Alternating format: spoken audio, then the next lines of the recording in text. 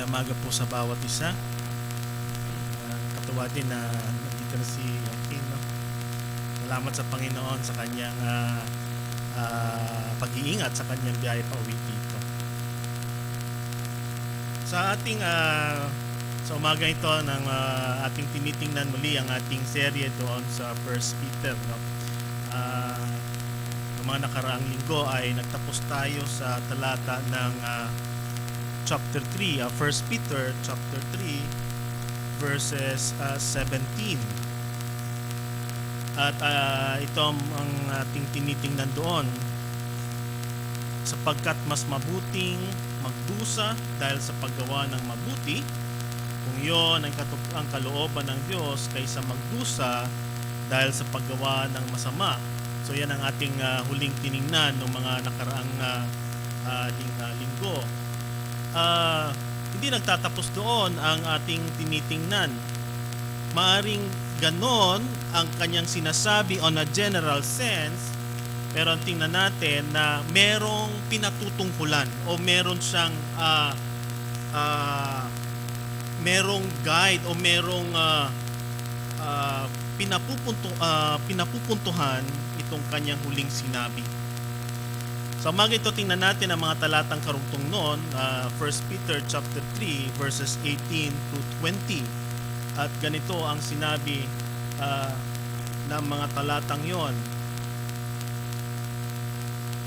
Sapagkat si Kristo man ay nagdusa dahil sa mga kasalanan ng isang matuwid, dahil sa di mga matuwid, upang kayo ay madala niya sa Diyos. Siya ay pinatay sa laman, ngunit binuhay sa espiritu. Sa gayon din, siya ay pumunta at nangaral sa mga espiritong nasa bilangguan, na noon ay mga suwail, na ang Diyos ay matyagang naghintay noon sa araw ni Noe, habang ginagawa ang daong, na noon ay kaunti sa makatuwid ay 8 kaluluwa ang naligtas sa pamagitan ng tubig. So andyan muna tayo. Manalangin tayo sa Panginoon, tulungan tayo sa ating pagbulay-bulay ng talatang ito. Panginoon, kami muling nananalangin. Mingi, Panginoon, kami ng iyong awa at biyaya sa umaga ito sa pagbulay-bulay namin ng mga talatang itong aming tinitingnan. Dalangin namin, Panginoon, na patuloy mo kaming pag-alabin, na hanapin ang iyong katwiran, ang iyong kalooban sa pamagitan ng iyong salita. Dalangin namin, Panginoon, ng isang bukas na puso at isipan upang, Panginoon, ang iyong salita ay magamit namin sa aming pang-araw-araw na buhay, maging ilaw ito sa aming landas na nilalakaran. Salamat, Panginoon. Ito pang aming dalangin sa pangalan ni Jesus. Amen. Marahil tinitingnan natin na si Pedro ay tumatawag sa atin na tayo ay magdusa for the righteousness sake. Pero saan niya itinapatungkulan ito? Yung ating mga pinagdadaan ng mga pain, kadalasan minsan may paraan o ito yung ginagamit din ng Panginoon, ino-ordain ng Panginoon upang tayo ay maayos, upang tayo ay matuto ng mga bagay na naisituro sa atin ng Panginoon.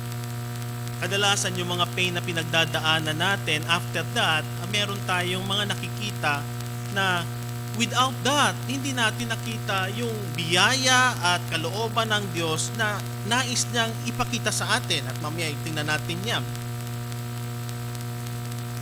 Na may mga pagkakataon na pag tayo ay dumadaan ng mga pagsubok, mga suffering, ang kadalasang tendency natin ay magtanong sa Panginoon, ano ang nangyari?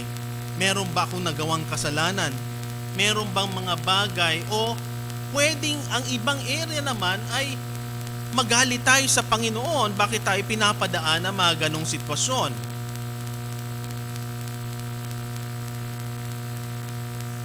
Sa mga talatang ito, nakita natin na may mga pagkakataon na tayo ay tinatawagan ng Panginoon na makaranas ng mga pagsubok na dinadaanan natin upang makita ang katwiran at kalooban ng Diyos. Dalawang bagay ang makita natin dito sa mga talatang itong ating titingnan. Una, ang Passion of Christ. At ang pangalawang titingnan natin ay yung the proclamation of Christ. At ito ay bumubuo sa ating mensaheng dadalhin sa umagang ito, that Christ's suffering and death gave the believers the highest blessing. Sa ginawa ng Panginoon doon sa krus ng Kalbaryo, ang mga bagay na iyon ng kanyang pagpapahirap tungo doon ay naging paraan para sa atin na makatanggap ng biyaya ng Diyos mula sa mga paghihirap na ginawa na. At yun ay yung konsepto ng atonement ang makikita natin doon. Pag ating iniisip yung paghihirap ng Diyos, ito ay binigay sa atin upang makita natin na hindi natin kayang bayaran ang kasalanang ating ginawa, bagkos ang Diyos ang siyang kumilos, ang siyang nagbigay ng kanyang anak upang ito'y mabayaran. The call for believer to endure suffering in their determination to do good is unreasonable and despairingly suicidal. And Peter is placing within the context of the passion of Christ. Hindi ibig sabihin na para kopyahin natin yung kanyang ginawa doon na kadalasang ginagawa pag dumarating ang mahal na araw. Marami tayong nakikitang ganyan. Kundi ito yung magpalaala sa atin na hindi natin kayang bayaran ang ating mga kasalanang ginawa. Tayo ay mas maruruming basahan sa harapan ng Diyos at kailanman din natin pwedeng palinisin ang ating mga kasalanan. No follower of the Lamb will be able to face the depth of suffering that Jesus faced. At sa kanyang mga ginawa, tayo ang na-benefit doon. Tingnan natin yung kanyang suffering. Kung makikita natin sa verse 18, sapagkat si Kristo man ay nagdusa dahil sa mga kasalanan, isang matuwid dahil sa mga di matuwid, upang kayo ay madala niya sa Diyos, siya nang pinatay sa laman, ngunit binuhay sa Espiritu. Dapat nating tandaan na kung tayo man ay nagdurusa o dumadaan tayo ng mga pagsubok, lagi nating balikan na mas mahigit pa ang ginawa ng Panginoon. He bore the extensive affliction to the point of death. Hindi siya nagsuffer doon na may parang because of emotional distress, because of annoyance. It is the very serious form na pwede nating masabi. Suffer to the ultimate extreme. Maging ang salita ng Panginoon, sinasabi na yung kanyang mukha ay na-disfigure na hindi na siya ma-recognize. Ganun katindi yung mga palo at hagupit na natanggap ng Panginoon. Kung may mga pagkakataon na nababalikan, napapanood natin yung Passion of the Christ, mas matindi pa doon ang pinagdaanan ng Panginoon in a real sense.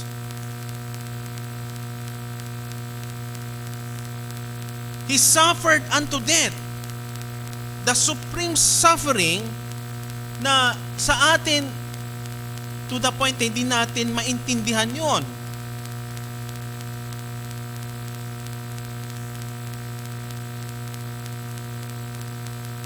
He experienced that supreme suffering. He not only that supreme suffering ang kanya experience, siya ay naghirap, nagdusa, nagbata doon sa krus para sa ating kasalanan. Dahil sa mga makasalanan, sa isang matuwid para sa di matuwid.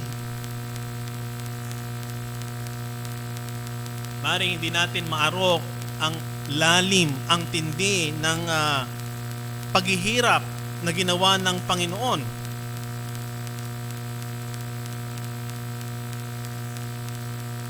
The perfect Son of God who endured in the humiliating and depriving condition yung kanyang pagkakatawang tao. Hindi lang man niya dinala ang kahihiyan,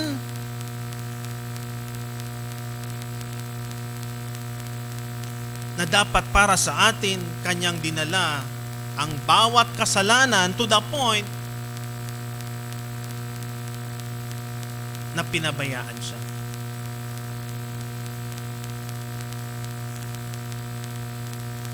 Hindi natin kayang maarok ang ginawa ng Diyos doon sa krus ng Kalbaryo sa ating finite na ikisipan.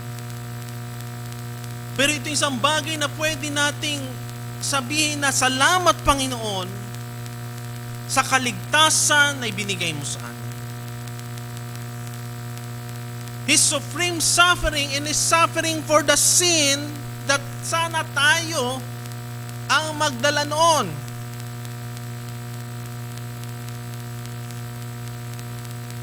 Nire-remind sa atin ni Pedro, sapagkat ang sinusulatan ni Pedro dito ay yung mga mananampalataya na dumadanas ng mga paghihirap sa mga kapanahonan na yon. At yun ang tinitingnan natin. The concept of suffering. Yes, totoo na dumaranas kayo ng mga pagsubok na ito, lalo na sa kamay ng mga emperador na mababagsik. Pero tandaan ninyo, natingnan nyo na ang Panginoon Kristo ang siyang nagbata ng paghihirap maging ang kasalanan ng tao. Dinadala ni Pedro ang kanyang mambabasa na balikan ang ginawa ni Jesus sa krus ng Kalbaryo, na wag natin itong kalimutan. That sa kanyang ginawa doon, meron tayong natanggap na biyaya. The highest form of blessing.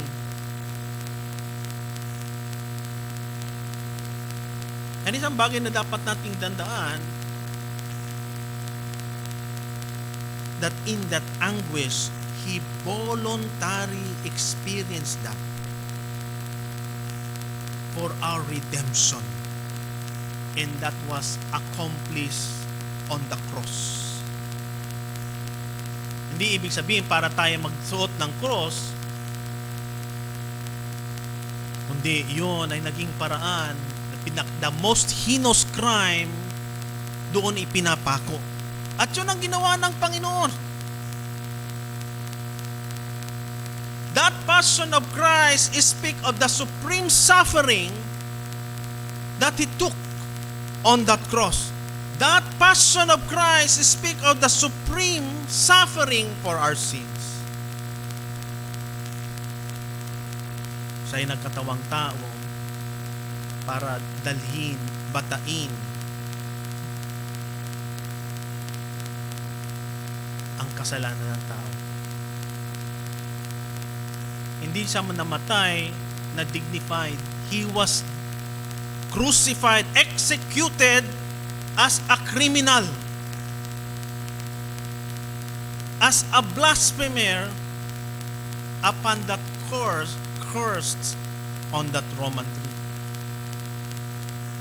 Ganun katindi yung kanyang pinagdaan ng paghihirap. He suffered unto death. It was a unique form of suffering. It was supreme. So that you and I may encourage na mahal ang binayad ng Panginoon sa ating kaligtasan. Kaya natin pahalagahan natin ito. The price that was paid is very dear, that we have to embrace it. That we have to pahalaga natin iyon. There was an unfair exchange at the cross. Sa isang makasalanan para isang matuwid dahil sa isang di matuwid. Sa isang makasalanan para sa hindi makasalanan. At sa tingin natin maaari, it is unfair.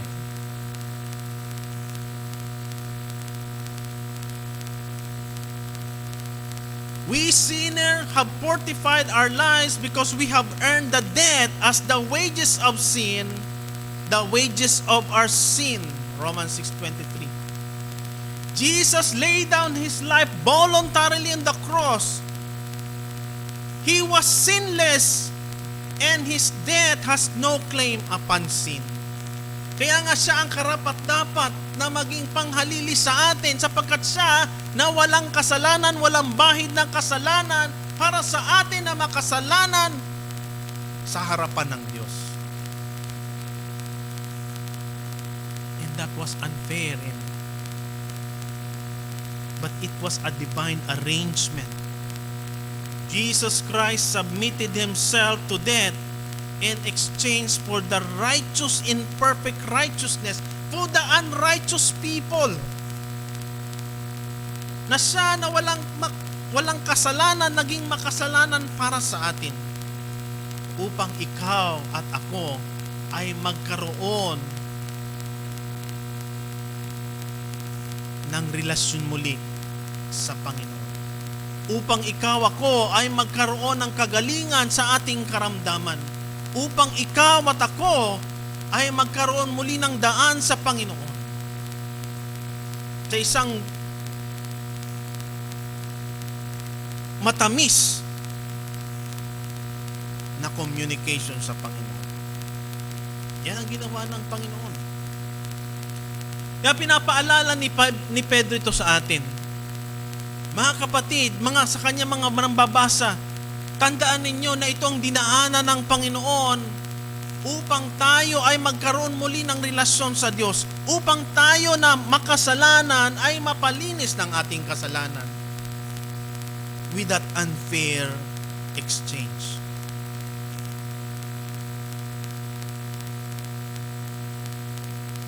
That unfair exchange resulted in His death and for our eternal life.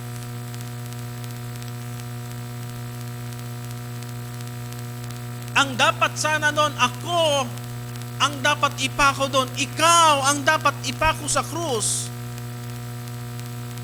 But by that exchange, the just for the unjust, yun pinapakita sa atin ang awa ng Panginoon, the magnificent mercy of God that triumph over justice, that triumph over judgment. James 2:13. Ito yung pinagdaanan ng Panginoon. That passion of Christ that brings suffering, that unjust suffering, that supreme suffering for our sin, He suffered so that He can give us that blessing, that blessed result.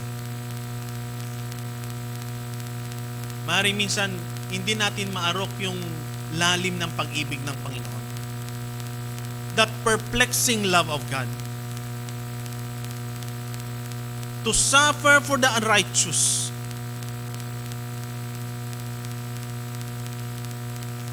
Kung tatanggalin natin ang paghihirap ng Panginoon doon, ano ang kahinat natin? Kahinat na natin. Hindi magaganap ang ating kaligtasan. Hindi magaganap ang ating kalayaan. Hindi magaganap na tayo pa rin ay ang kalayaan sa pagkagapos ng tanikala ng kasalanan. Tayo pa rin ay nasa kampo ng kadiliman. But because of that passion of Christ does not result for our own destruction, but that suffering of Christ result for our salvation. Our salvation in Christ.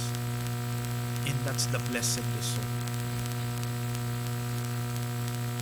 God wills for our suffering for wise and loving purpose and sanctify us through the affliction that we can have that saving suffering of His Son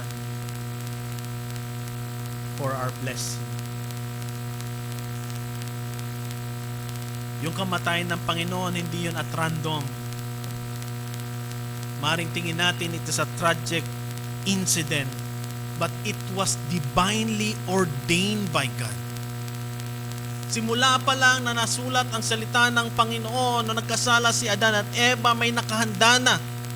The Proto-Evangelion.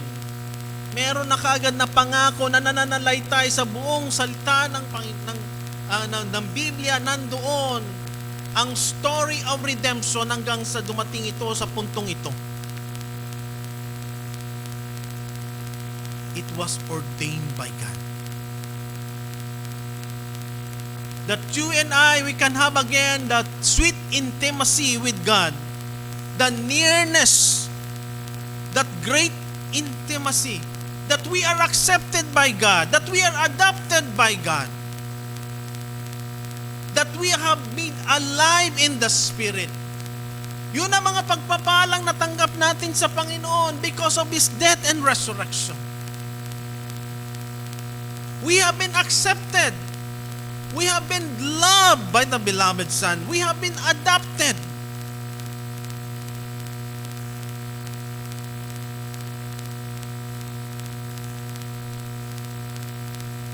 Kaya nga meron tayong katagumpayan.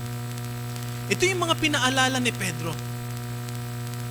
Doon sa mga sinusulatan niyang mga mananampalataya na dumadaan ng pagsubok sa 1 Peter na sinusulatan niya, kanyang inilalagay sa perspektibo na ang Panginoong Jesucristo natin ay naghirap din doon sa krus ng Kalbaryo. Siya naghirap para sa ating kasalanan. Bagamat hindi natin nakikitang fair ang pako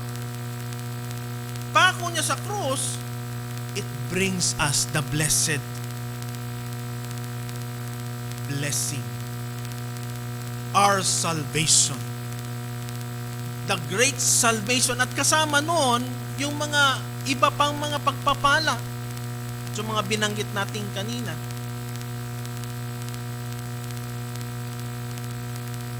Sinulat ito ni Pedro para ipaalala ng ang kamatayan at pagkabuhay muli ng Panginoon, to encourage his reader that the truth of the union with Christ in faith, that we have been died to sin and we are alive to God. Tayo'y namatay sa kasalanan pero nabuhay tayo muli sa ginawa ng Panginoon doon sa krus ng Kalbaryo.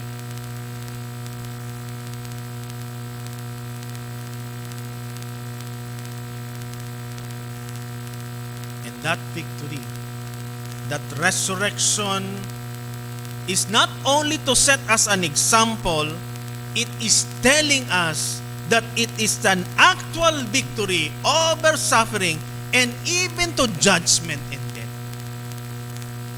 Na ang Panginoon na pagtagumpayan na ang lahat ng mga bagay na ito, ang kamatayan, maging ang kasalanan. Kaya nga, oh, death, where is your sting? Because Christ has already a victor. And that victory is also partaken to every believer who believe in Him. That actual victory. Kaya nga, it is not anymore possible for us to suffer for death.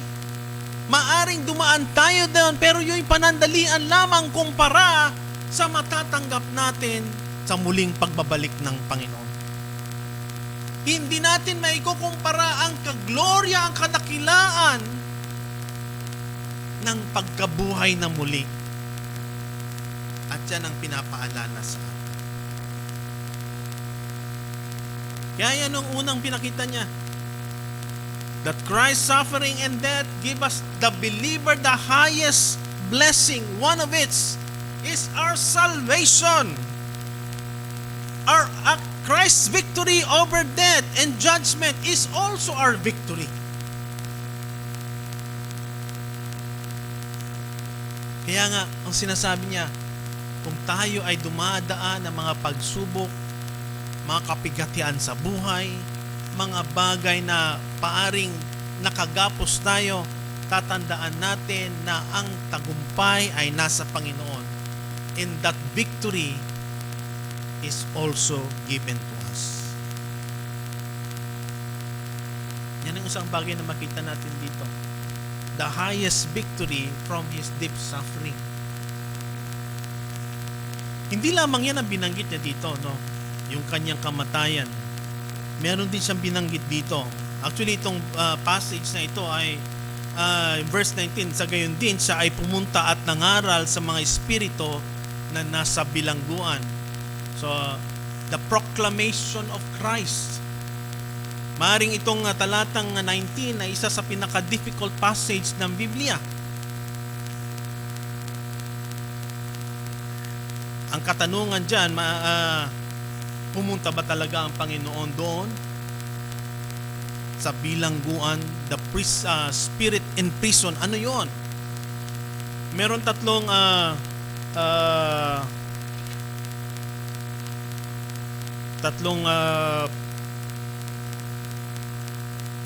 pagpapaliwanag yung mga commentaries diyan, no? Ang una ay tinitingnan nila na ang Panginoon ay ang sinasabing spirit in prison in spirit diyan ay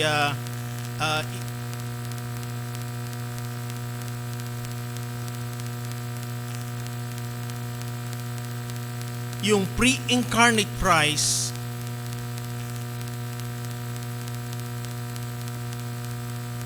yung kanyang post-resurrection or pre-resurrection, yung Spirit of Christ does not precisely know or yung active siya for all time.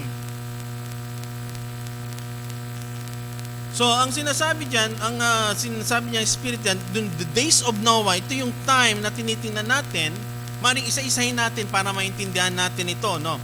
Ang i-consider natin yung mga words na ginamit dito. Ang una, ang keyword na may kita natin diyan, in the Spirit. Itong word na ito, may kita natin si Pedro doon sa verse 19 na binabalikan niya yung 18 na ang sinasabi niya that Christ made alive in the Spirit. Verse 18, ngunit binuhay siya ng Espiritu. Ang binabanggit ni Pedro dito, what appears is that the pre-incarnate Spirit of Christ or yung post-crucifixion or yung pre-resurrection Spirit of Christ, hindi natin alam kung kailan nag-operate itong kanyang yung moods na ito, no? Pero ang sinasabi dito that the divine Spirit of God has been active ever since before Christ, before time. Yung pre-incarnate Spirit of Christ na ang kanyang perfection or divinity ay in union with humanity is made it impossible for the death of hell to hold Jesus. So, yun yung word na in the Spirit. So, to the Spirit, ang sinasabi diyan, the Spirit of Christ made proclamation to the spirit in prison. Sinasabi ba nito o ang sinasabi ba dito that the Spirit anointed the preaching of Noah to penetrate the division of soul and the spirit na captain at that time ng Noah's days? So ang sinasabi dito na yung papahayag ng salita ng Panginoon, the word touches all hearer, even to those who does not repent. No, ang salita ng Panginoon ay pag siya ay binabanggit o pinapahayag, ito ay naririnig even yung mga hindi nagre-repent. Napapangkinggan ang kanyang mensahe. Ay isang example makikita natin diyan, yung si Stephen, yung kanyang sermon, cut the heart of those who stone him to death. So ang sinasabi ba dito na si Kristo ay ipinoclaim niya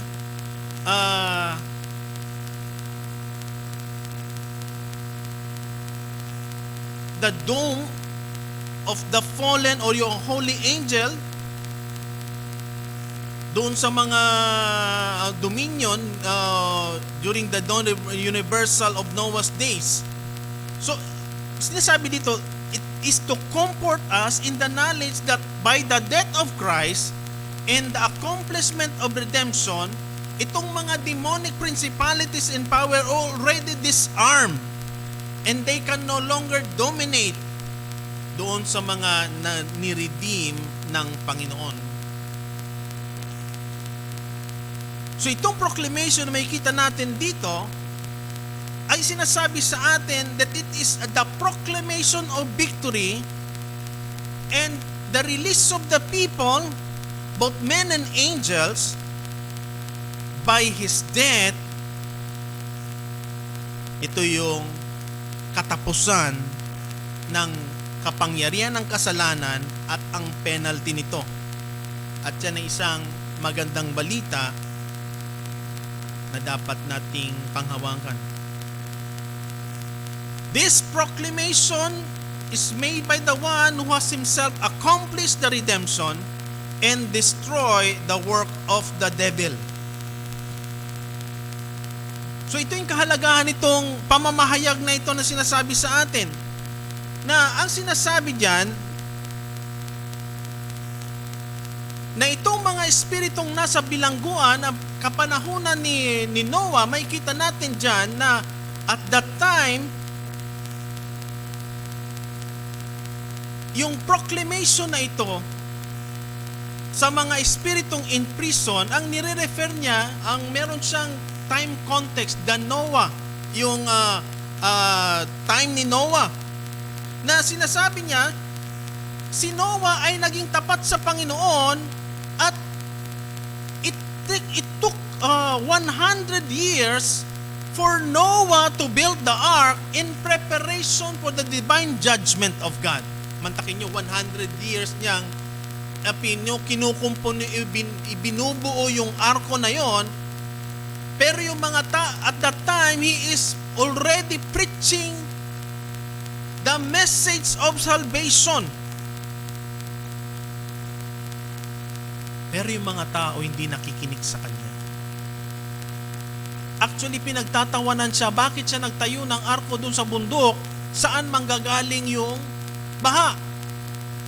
Hindi naiintindihan ng mga tao yon. Pinagtatawanan siya for 100 years. Imagine niyo yun.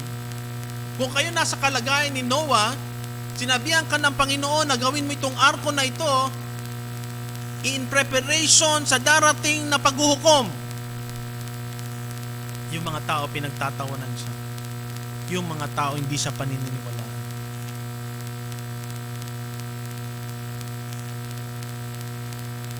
Kaya sinasabi dito, the proclamation of the spirit of prison, na nire-refer niya yung mga tao, at that time, the message of salvation is already proclaimed even at that time of Noah.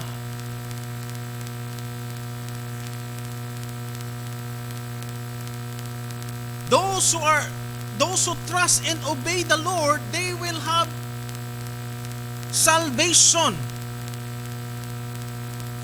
At dito pinapakita sa atin that Noah's life is one that is trusting the Lord in obedience to faith and ensuing the salvation of God. Yung mga masasama, the wicked are already disobedient. They do not trust and obey the Lord.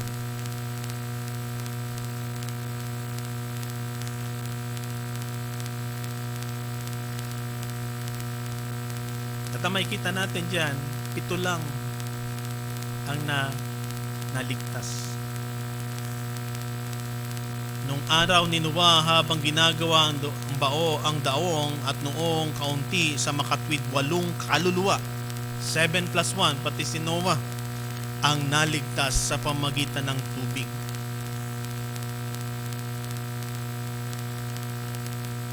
Noah and the faithful or few who were saved while the wicked multitude perish. Isang bagay na makikita natin dito na in every age, in every way, the same way, the faithful in every age will be saved and vindicated by the Lord when they serve Him. However great the persecution is, maaring pagtawanan tayo ng mga masasama. Bagamat tayo dumadaan ng mga ganong pagkakataon, tatandaan natin that God will triumph and we will participate in His death.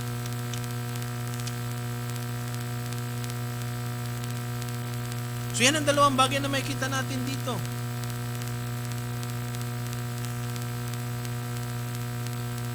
Na ang kamatayan at ang mga suffering na pinagdaanan ng Panginoon, nagkaroon tayo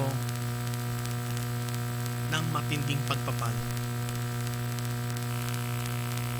Ang pagpapala ng kaligtasan. At yun ay ating pahalagahan.